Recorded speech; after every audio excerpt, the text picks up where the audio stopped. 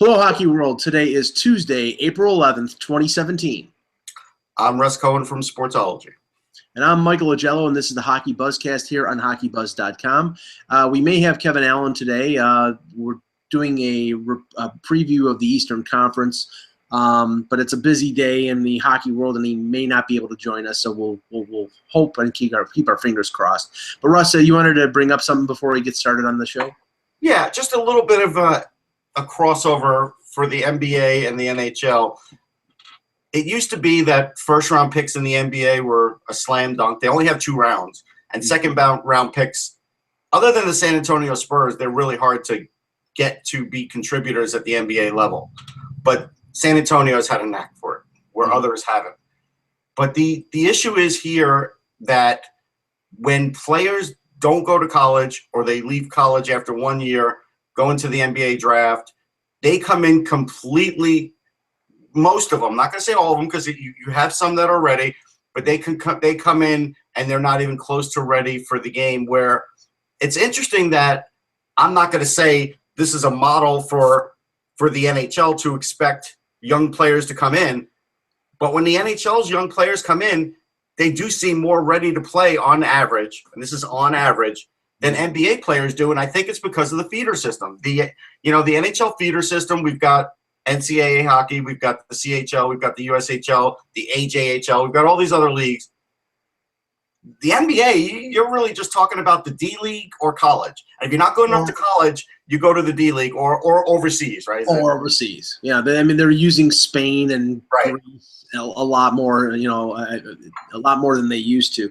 But it's sort of flip-flop because if you remember, and I'm going way back into my days of my youth. Guys like Bird and Magic and Jordan, they came in, they stepped right in the lineup.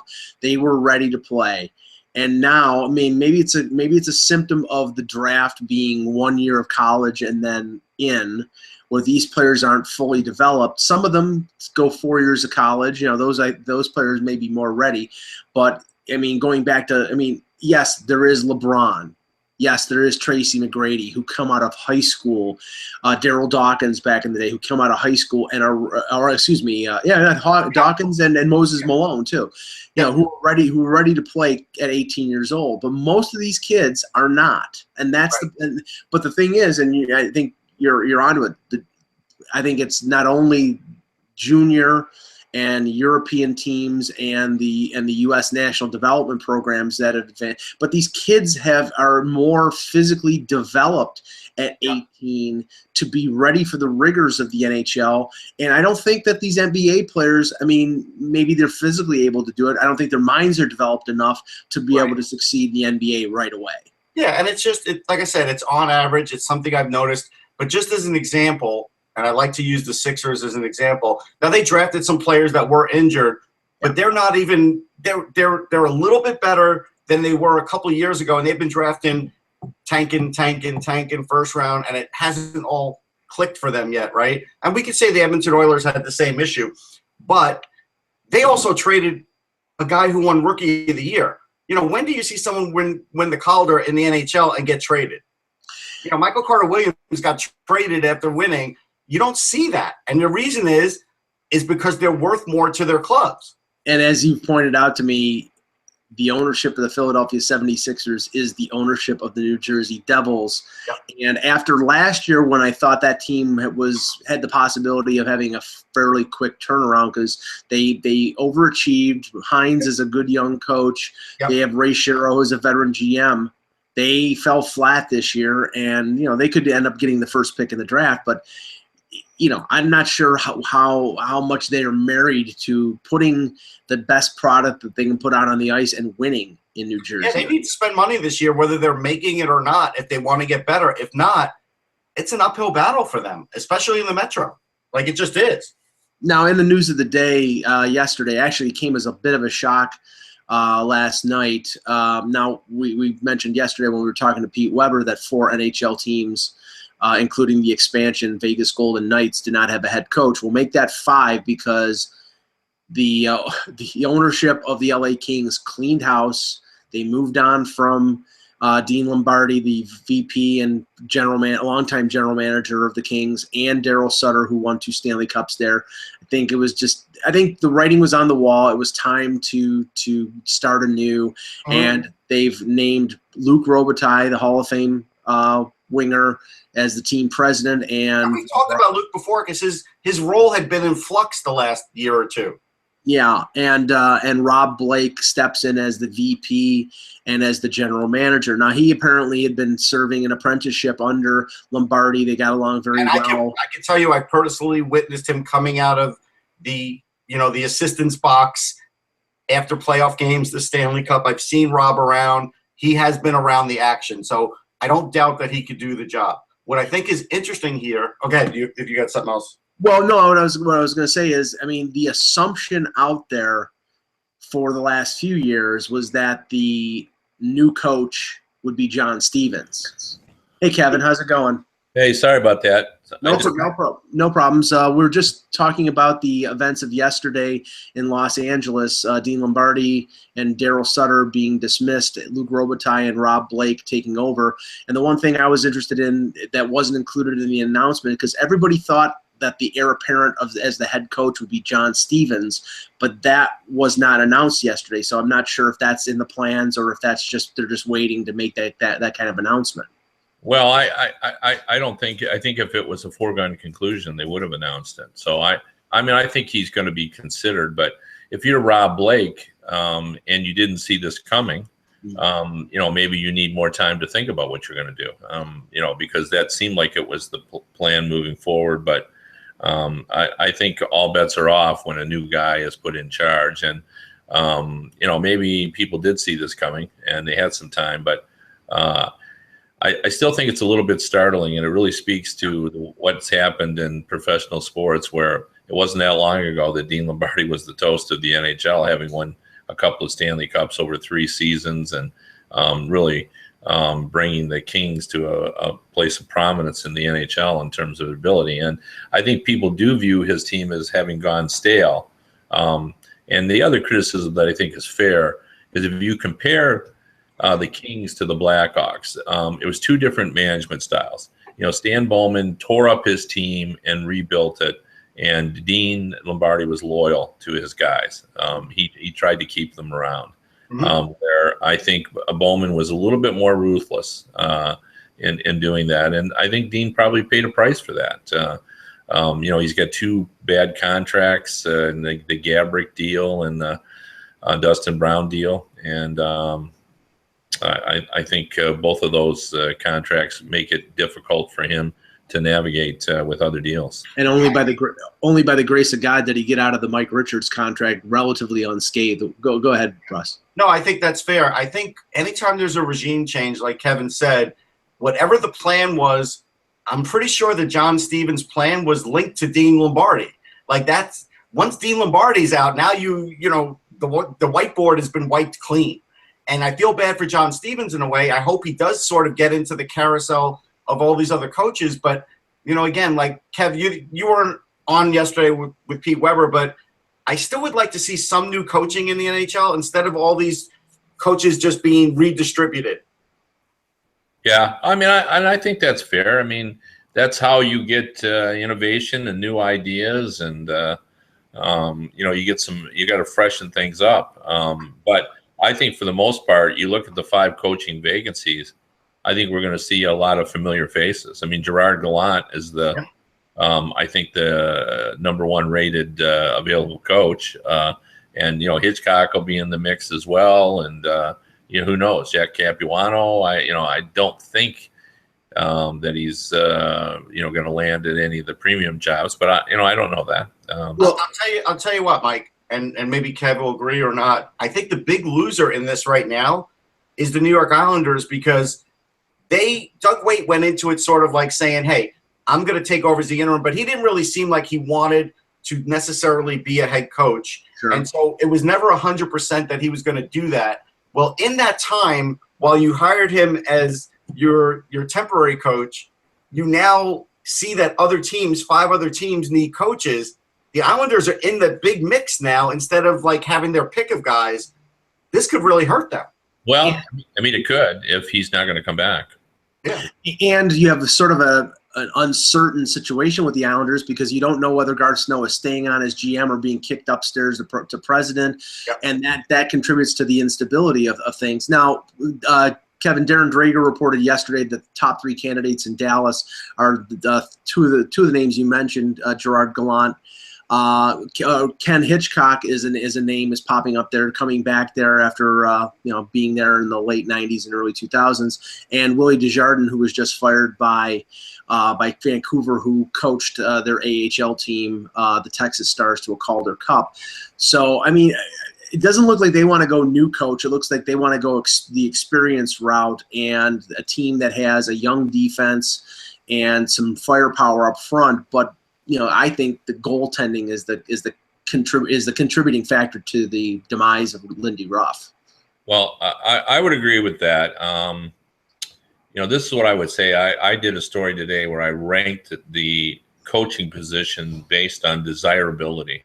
Mm-hmm. And I think that Stars job is the number one job based on the fact that you look at that team. First of all, they're only 2 seasons removed from being the number 2 team in the NHL. Right. And, you inherit Sagan and Ben, and next year you'll get a healthier Ben. Like, I don't think he ever really recovered from the off season. No, I don't think so either. Yeah, he just was slow recovery, and we've all seen those injuries. I mean, there's a difference, and I always try to remind fans this. There's a difference between being able to come back and being able to play at the level you were at before.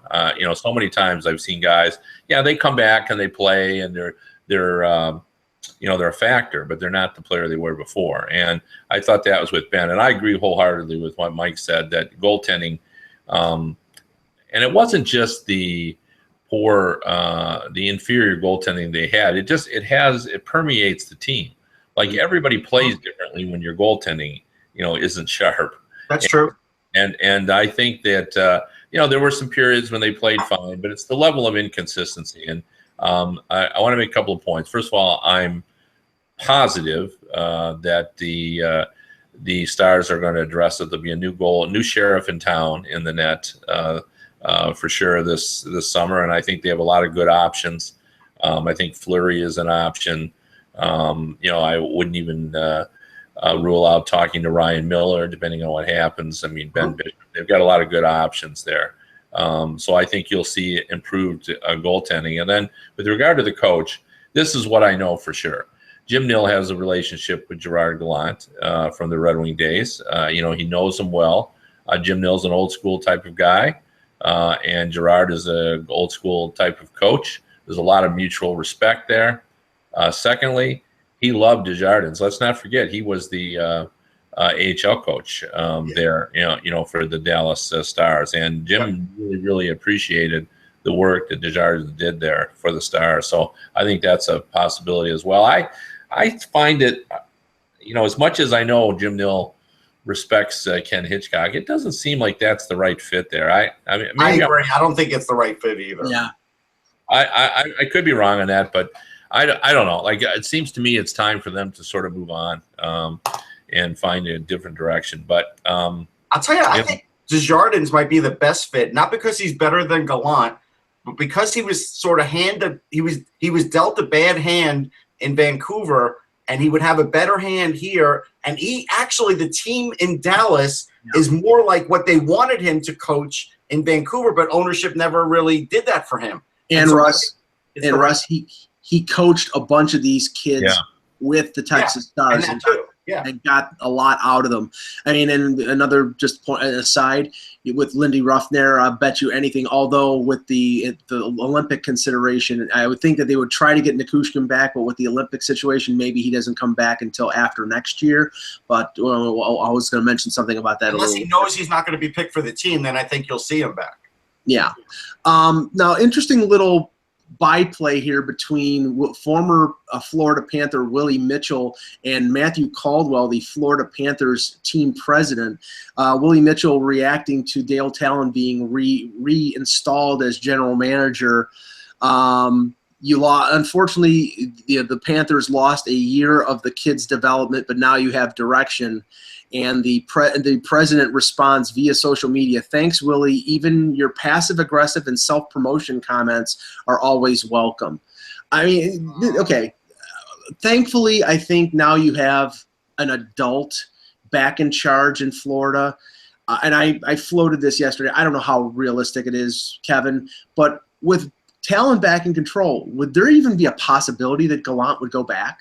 Well, I've thought about that too, Mike. I think there's some logic to it. I mean, you got to make the call because they worked well together, and Gallant was engaged with those players, and I think they had an understanding. The players and Gallant, you got to make that call. But I'm not sure that Gallant would come back. I don't know. The ownership is still the same. Those guys that were causing the issues for him. And it was messy. It was messy when it was messy. So, if I'm Gallant, given what his reputation is now, I just take my pick of the jobs. I think he can have whatever job he wants. Yeah, I think he can too. And he's got Islander ties too, right? So yeah, and I mean, really, they're all good jobs. The only one I'd worry about taking would be the Vancouver job, and the only reason I would worry about it, because the NHL job is an NHL job, is that I'm not sure. I think the expectations and the objective in Vancouver could be a moving target. Like I mean, what are you trying to do there? Are you rebuilding on the fly? Yeah. And if that doesn't look good in the first 4 months, will you shift to stripping it down to the Maple Leaf style? Stripping it down. So I just don't know. I think I'd be cautious to take that job. And the guy who's hiring you, Benning, may not be around. That's fair too. Well, I think, and I'm, it's always a moving target in Vancouver, but I think the realization was there late in the season when they moved Yannick Hansen to San Jose and they moved Alex Burrows to Ottawa, got futures, got young prospects, that the decision to go for it and be a team of the now rather than of the future was a mistake.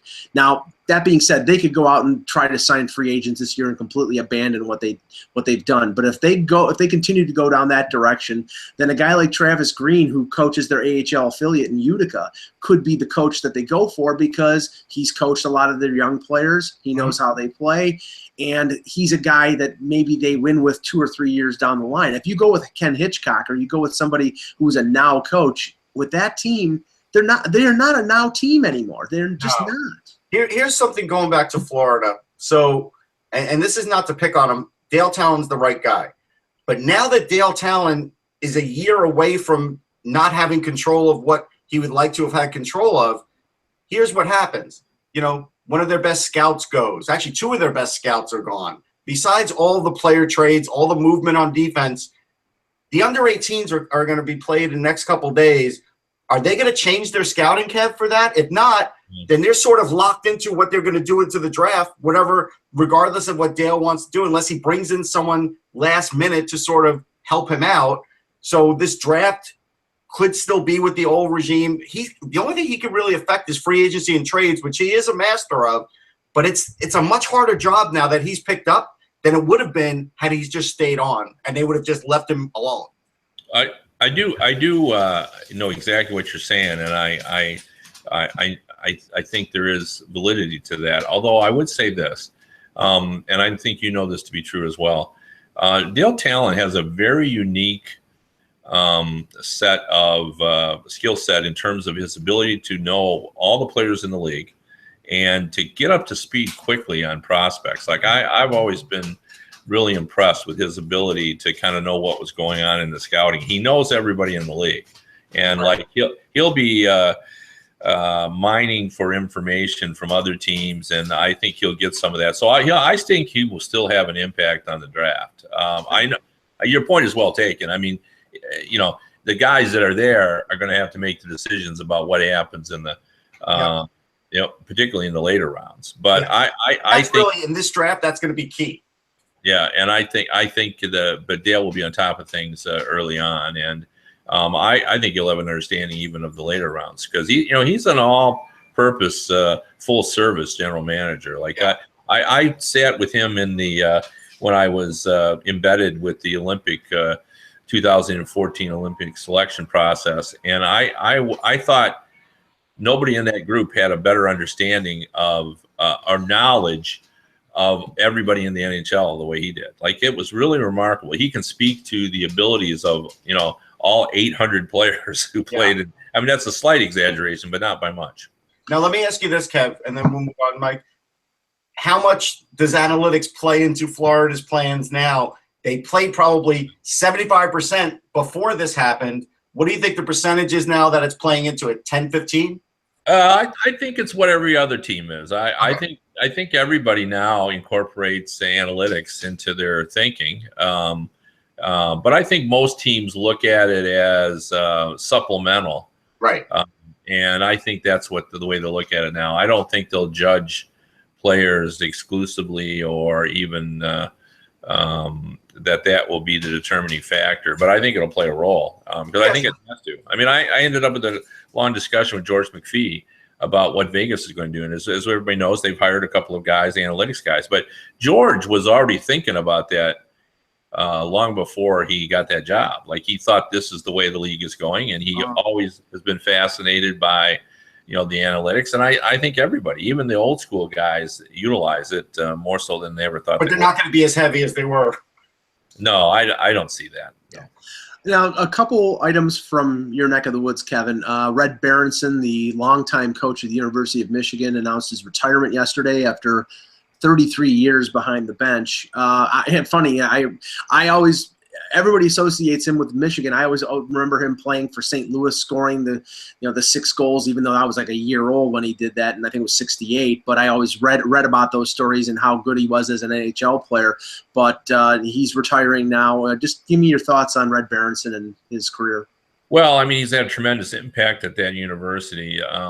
You know, he reached the point at some point, I don't know when it was, whether it was 25 years ago or, you know, 28 years ago, where his name and presence alone allowed him to get most of the players he wanted. I mean, right. He developed such a reputation, and I find it remarkable that, you know, he worked at keeping his players there, and oftentimes the players argued with him. They wanted to go in the NHL, and he would tell them, give them an honest appraisal of whether he thought they were ready for the NHL.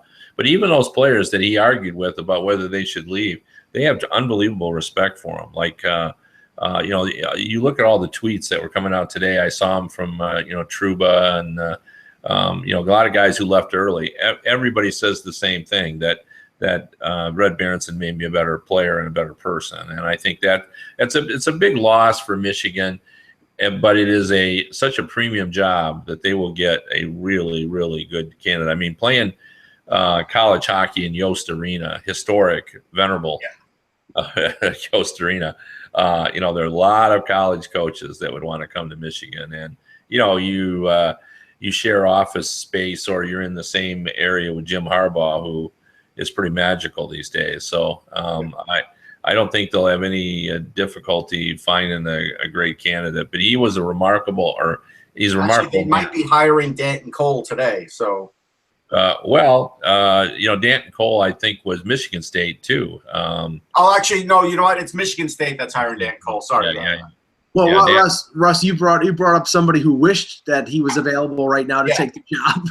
Yeah, actually, so I watched some of the press conference, and because I'm in just such awe of Red Berenson, and it was on Twitter, and I could get to it quickly, and it was great. Here's a few things I took out of it. The first one was, he said when he was a player, Kev, he may have been the only college-educated player in the NHL, which I found remarkable, but it's probably true. Oh, I'm sure it's true because, I'm sure it's true.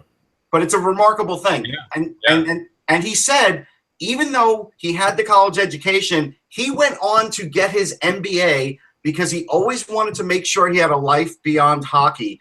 And that just shows you how smart the guy is. Now, clearly, he didn't need his MBA because he walked right into a coaching position eventually and stayed there for, 33 years. But he prepared himself, and it just shows you the level of intuitiveness he had to just continue his education and do that. That was one thing. The other thing was, he said he got a call from Mike Babcock, and Babcock said he wished Berenson had held on for a few more years because he considered that like the best job in the world. And, of course, Mike Babcock has a job currently. And Berenson said, which may be the best job in the world. Which may be the best job in the world. And Berenson said, I don't know how to take that, but I laughed and he moved on. And then the other thing that Berenson said probably is the thing that makes him the greatest. And then I turned it off because I didn't need to hear anymore. He said, we did get all the players, like Kevin said, and we probably should have won more. We probably weren't successful enough. Yeah, they had trouble getting goalies. Yeah, they did. And I don't know. I mean, that to me, there's some luck involved in that because it's harder to project goalies, as Russ knows. You just don't know how they're going to. But the guy was pretty damn successful, and yet in his own mind, feels like he still could have done better. He was ultra successful, and he had a great program and a highly respected program. Like nobody ever accused Michigan of cheating in hockey. Yeah. They just that's not the way Red Berenson would run a program. But I think what he was speaking to is they didn't win as national championships every year. It's so hard. Like it's a when you get to the Final Four, the Frozen Four, it's just you've got one game. That's it. You have a bad game, you're out. It's so hard. These elimination games are hard. Yeah, no, I completely agree. There's too much luck involved in it, to be There honest. is. Now the other item, Michigan-based, Kev, we haven't had you on since the end of the Red Wings stay at Joe Louis Arena, the closing ceremonies, and there was a little blurb this morning about Bob Probert. Apparently his widow sprinkled some ashes of Bob in the penalty box at Joe Louis Arena. Just give me your top 2 or 3 moments at Joe Louis Arena, because you were probably there for a lot of those important games. Well, I was. I mean, my career basically included the entire length of Joe Louis's stay as an NHL arena. The only season I didn't see games there was the first season when I was working for the Casa Grande Dispatch in Arizona. You outlived the arena, Kev. That's pretty good. Oh, yeah, I'm still going, and it'll be blown up. So hopefully I'm not going to blow up. But I've had 31 years. It's been around 38 years, and I've had 31 years of being the USA Today hockey writer. And also, I spent most of those years living in the Michigan area, not all of them, but most of them. And 3 years before that, I was working for the Port Huron Times-Herald. And among my many beats was, I kept track of the Red Wings and went to games and, did both of the playoff series there. So I did that for 3 years. And then before that, I was actually a fan there. I would go there and watch the game. So I watched that arena. I thought the Steve Eisman said it was sort of magnificent in its simplicity, and I think that was a very good description of it. When it came in, Ken Holland caught it. Compared it. I wrote a story on this, and I love the comparison. Ken Holland said it was like the modest house that you grew up with, and where it was a little outdated, a little cramped. It lacked the modern conveniences, but oh man, did you have memories growing up in that modest house? And I think that's why the fans basically viewed that. The bowl itself, when it came to be, most arenas were 15, 16,000, and it was 20,000. The sight lines, of course, are great because there was no overhangs like the old historic arenas had. It looked like a carbon copy of the Brendan Byrne Arena, right? It looked like that. Yeah. I mean, it was for sure. I mean, it just didn't have. But the corridors are cramped, and the other thing that's really remarkable is it sits on the Detroit River and it has no windows. There are no windows in Joe Louis Arena. And when it first came in, this has long been forgotten. But the original nickname, it didn't last very long, but it was around for a short period, was the Joe Louis Warehouse. Oh, wow. That's what it looked like. It was just a big, square box. And the other thing that made it unique is to get into the arena, you have to climb 38 stairs. The stairs, and in the wintertime, it's treacherous. It's treacherous. And I think I laugh because the way you enter the new Little Caesars Arena is like you enter the arena on the top of the lower section. Okay. So you're coming in and the bowl is sunk into the ground. Right. And I wondered if that was sort of paying homage to what you had to do to go to a game at Joe Louis Arena. So, but the other element that I took away from it is everybody made the same point that Joe Louis Arena was as much about the people as it was the building. Gordie Howe played his last All-Star game there and had what is believed to be one of the most poignant and longest and loudest ovations in NHL history. It's actually on YouTube. You can look it up. It was over a minute. I can't remember exactly how long it was, but it went forever. And then, of course, they had a lot of great games. And what I thought was interesting as well is they didn't shy away from pointing out that one of the most important events in Joe Louis history was a brawl. The big Colorado Avalanche, Darren McCarty versus Claude Lemieux. In fact, there was no versus. It was, really just a conquering. Yeah. And there was a sign in the crowd of Lemieux Turtle. That's all it said. And for all the fans in Detroit, I mean, that was memorable. And they had Brendan Shanahan on the video. He was there at the Toronto's last game, so he couldn't make it. And he basically said that was the night that the team was born. But I can argue that the modern franchise, that was probably the most important night for the modern franchise because it sort of established this new identity of, they were already tough before. I mean, they had Bob Probert, as you mentioned, and he was a very, very popular player. Yeah. But his day had ended. Now we were moving into a new generation of a team that could be both tough and talented at the same time, and highly skilled. Not that Bob wasn't talented, because he was. He was a highly talented player. But all in all, I think it wasn't the Montreal Canadiens, but they're not the Montreal Canadiens in terms of celebrated. I thought the presentation was fine, and the fact that Bettman waived the octopus throwing ban, helped. It was important that we saw more than 30 octopuses hit the ice. I mean, that was just part of it. So it was a job well done, I thought.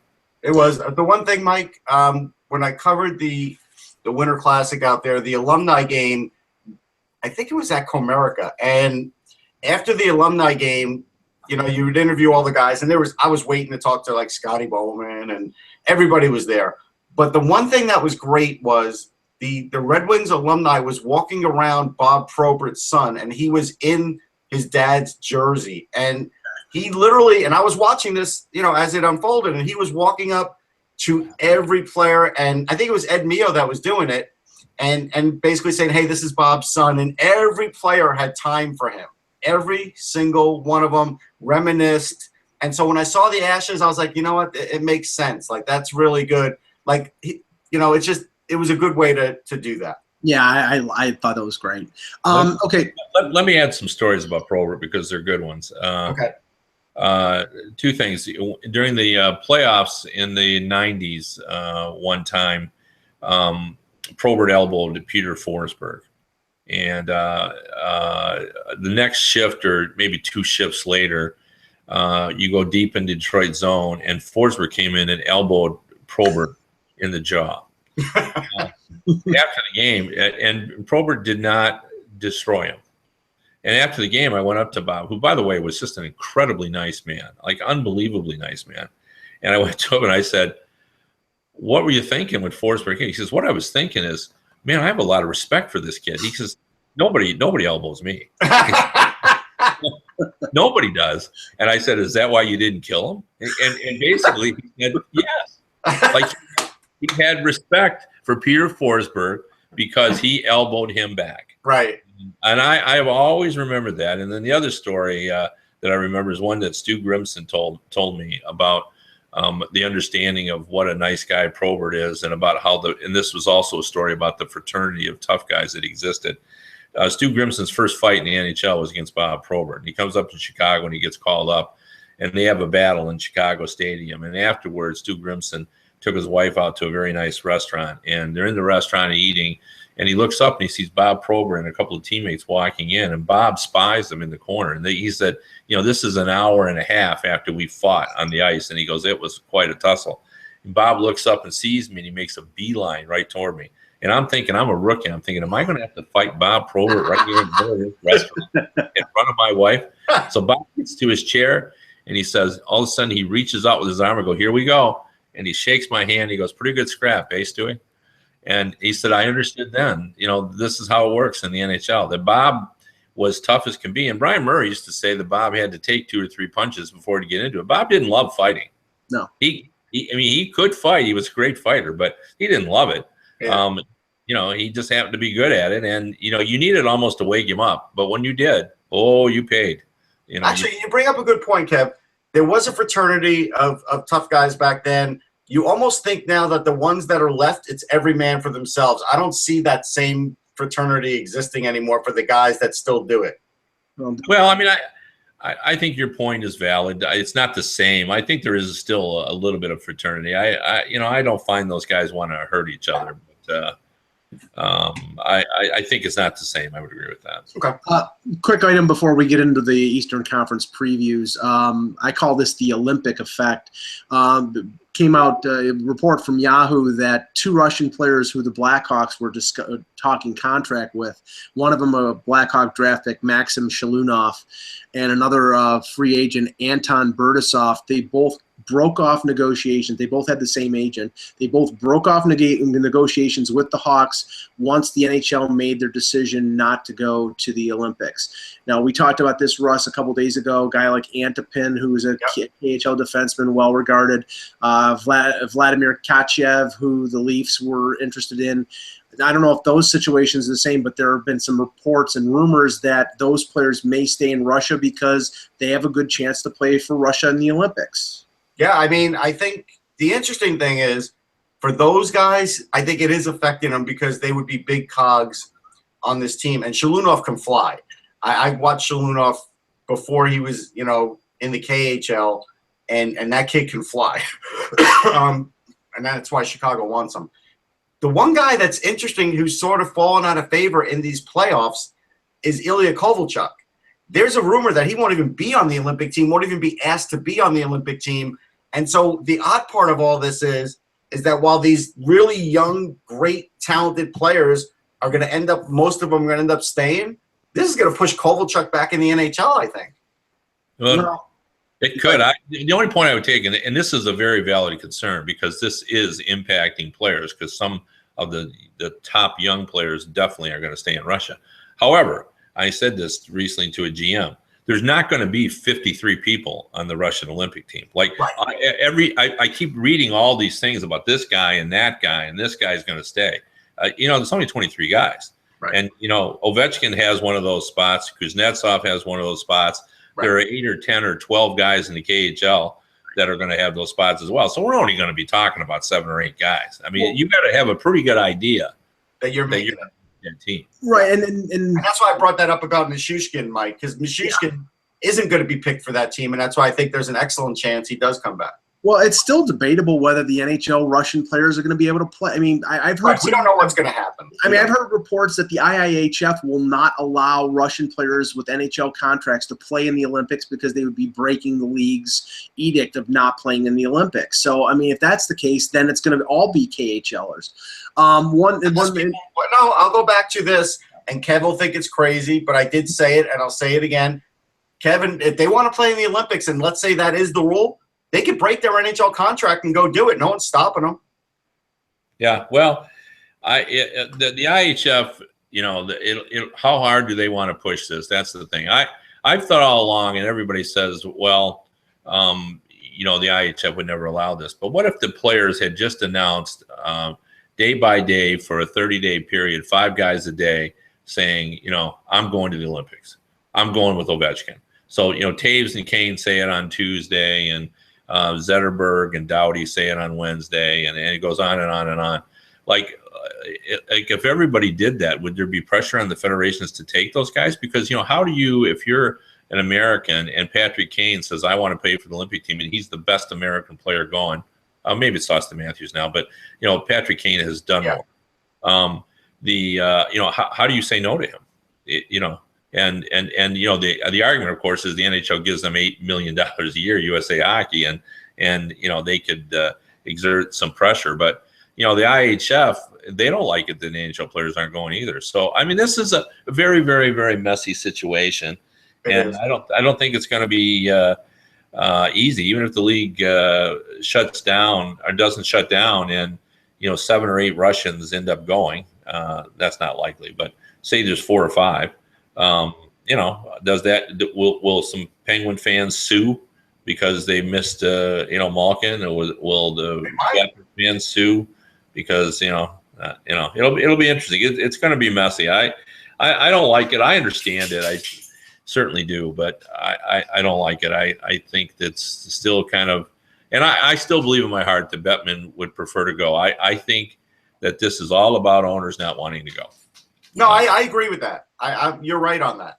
And if Bettman had some sort of carrot to give to the owners, I think he would, he would try to make it work, but he doesn't. And he picks his battles carefully. He works for them, and that's my take on it. Okay, let's start with the games that are going to be starting tomorrow and Thursday. First, let's go with the Montreal Rangers series. Montreal first in the Atlantic. Rangers are the top wild card, only separated by a point in the standings. Russ, I mean, the concern here for the Rangers, who are relatively healthy going into the playoffs, is, Lundqvist is not 100%. He's going to play, but he's not 100%. And they do not seem to play well against Montreal. Yeah, your big storyline here is the Rangers' last 10 games at the Garden were terrible as far as home record. They started off hot this year at home and ended off cold at home. Lundqvist looked pretty good in his last couple starts. We'll see, but he's clearly not 100%. Like, no matter, even if you want to say you think he's over the tweak in his hip, it could certainly happen again, right? So he's not 100%. Does he play great in Montreal? No. You can look up the stats. He doesn't play great. He did play well enough to win a couple of years ago, but that was also when Montreal didn't have Carey Price. I think a lot of Ranger fans are hanging their hats on the fact that, well, the Rangers beat Montreal. Well, Montreal's different. And this is what I keep trying to point out. Carey Price is now there, and I don't think he's getting hurt again. Could it happen? Sure, but I don't think so. Shea Weber is a big factor, a huge factor that they've not had to deal with. And really, the Rangers have never dealt with Shea Weber in the playoffs. So they're not going to know. They can look at old tape, but, in that system now with Claude Julien, it's a different ballgame. So they got to deal with him. They're going to have to deal with guys like Shaw.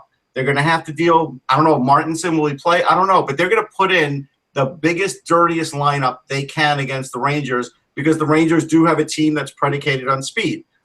The interesting part will be the Rangers' blue line. That's going to make or break the series because Brady Shea's had a great year. I put him on my rookie all-star ballot because he had 39 points. He was tremendous this year. He's not on my Calder list, but he was in my rookie all-star ballot because he played great. And so you do have him. You have McDonough. Girardi has played okay since he's come back.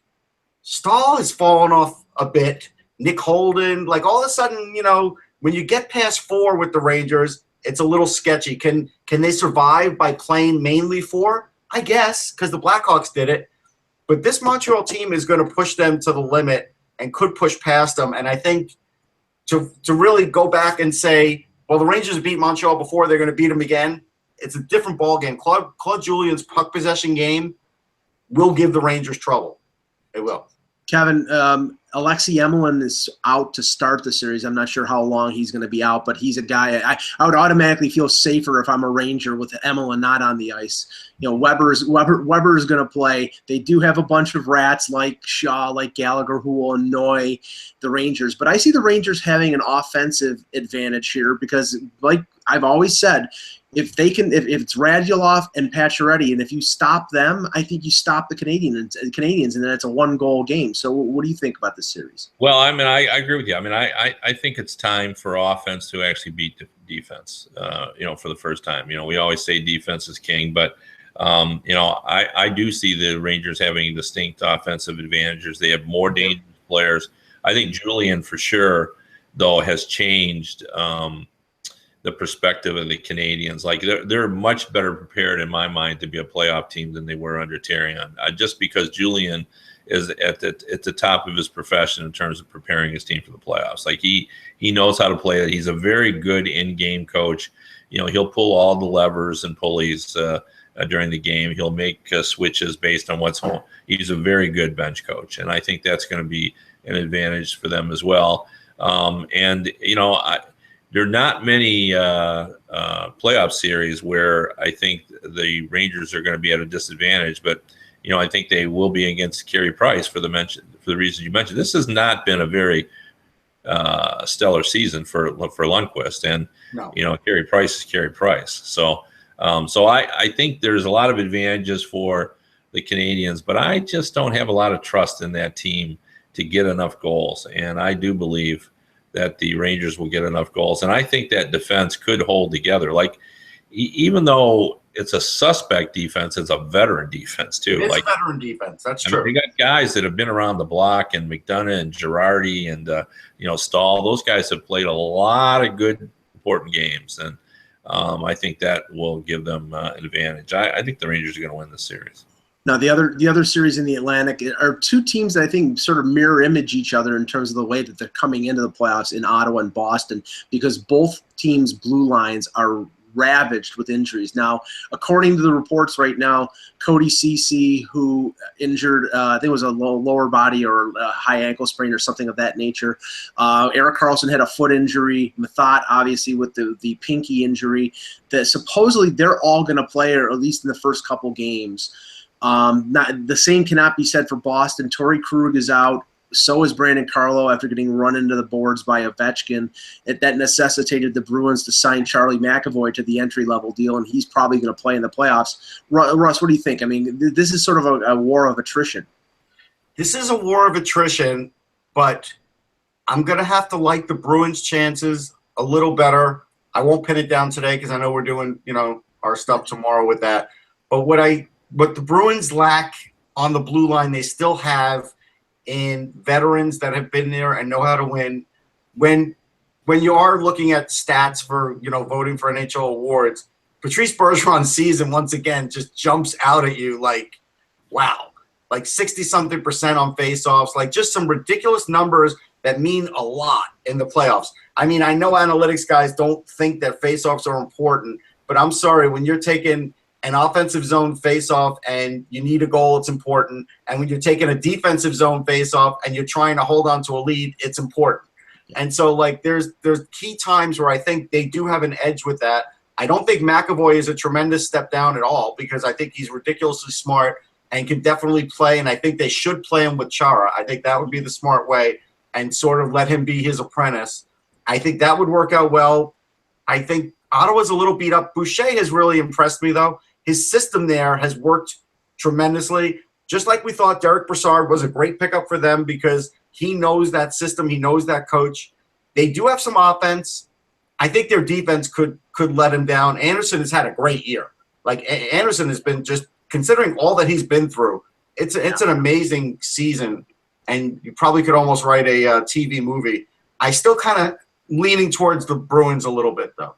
Kevin, the thing with the Senators, depending on how injured Karlsson is, and we won't know. I mean, if he's severely injured, I know he missed I think it was the last 2 games. He played both games against Detroit that were key games, and then sat out the rest of the season. If he's 50, 60%, he's probably better than most NHL defensemen, but they need him to be 100%. And to Russ's point about Anderson, they slumped at the end of the year because Anderson sort of lost track a little bit. He gained it back at the end of the year. But I sort of think the Bruins have the advantage. I think Rask is a really good goaltender. And Marchand, Bergeron, and Pasternak, they provide enough offense. Well, what do you think?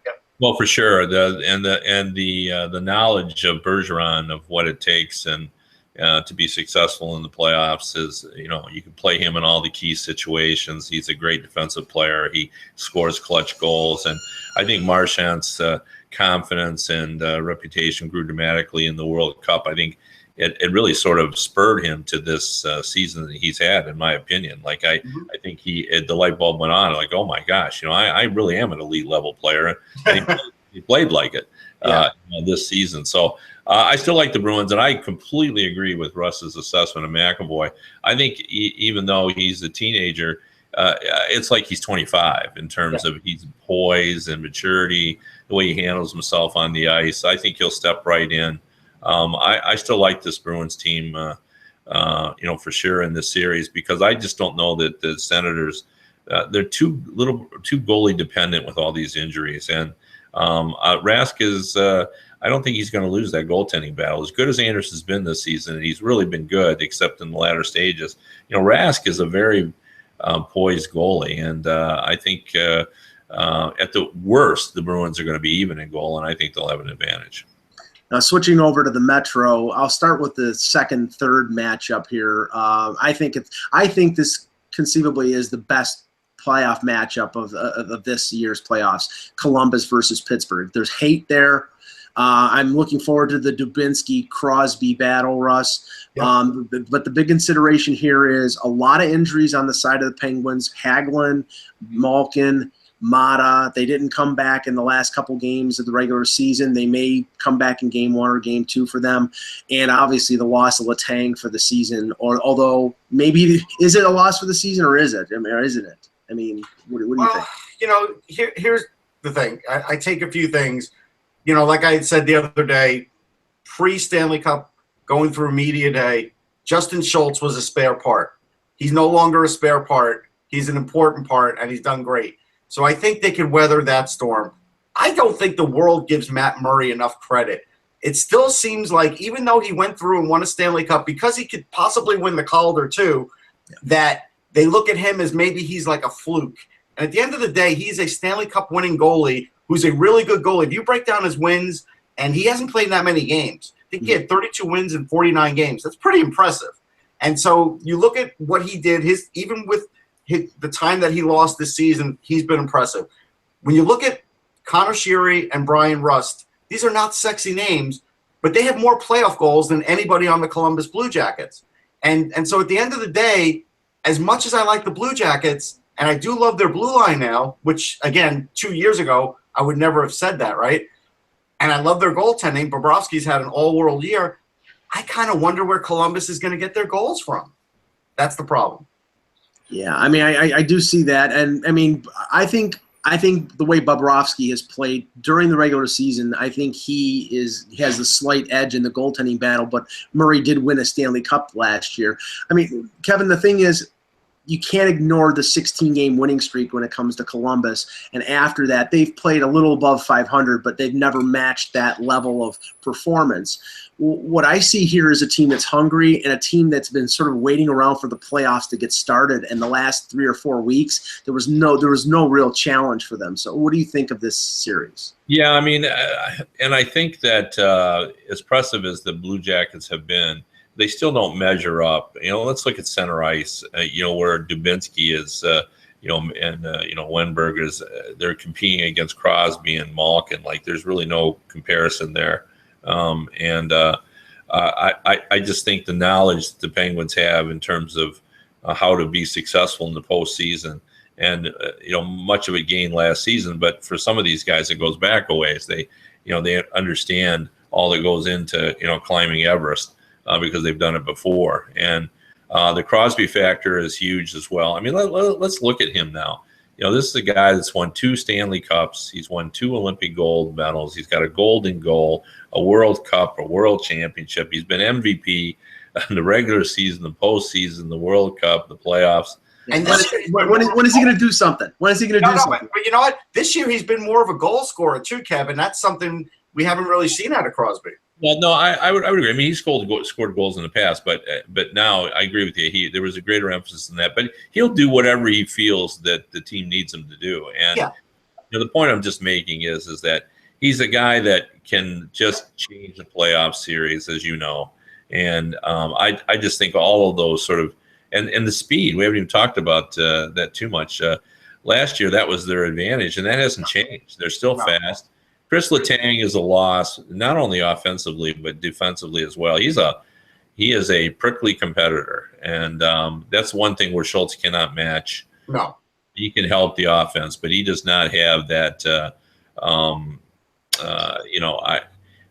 would want Chris Letang in a gang fight. Like he's a scrappy guy, and I think they'll miss that layer to it to be sure. I think. This is there was a disadvantage to not winning the division. That is that, you're going to have to play this tough series, and it will be tough against the Columbus Blue Jackets, because I think it'll make you less prepared to deal with the Washington Capitals in the second round. And the final series is the President's Trophy winning Washington Capitals against the Toronto Maple Leafs. Russ, and over the last day or so, Mike Babcock is playing up the David versus Goliath big time. Of course, he has to. It's like, they put on their skates the same way that we do, that kind of stuff. Yeah. And I'm, it's a remarkable accomplishment for a young Leaf team who finished dead last year to make the playoffs. But going into the playoffs, losing 3 or 4 games at home, they needed a point on Sunday to avoid the Capitals. They could not do that. Injuries have started to creep in. I don't see this being a long series, but what are your thoughts? I don't see it being a long series, but I can see games being very entertaining. The Leafs will score goals. Yeah. Although Braden Holtby, we don't talk about him enough. Like, his year is just outrageous, and we have not really. He doesn't get the respect he deserves because everybody is sort of waiting for Washington to meet our expectations. But for Holtby, he's exceeded my expectations. I mean, he really has been tremendous. And I think what doesn't also get talked about enough, because you look at Washington and you think offense first, they've got all these guys. They're a big, heavy, good skating defensive team. And that is going to be the kryptonite for the Leafs because they're going to get some goals. There's no question about it. But the Capitals know how to prevent goals and get these guys to the outside and not let them park in front of the net. And that's going to be a key thing for the Leafs to overcome if they want to even just stay in the series. Anderson, I'm going to assume he's healthy, right?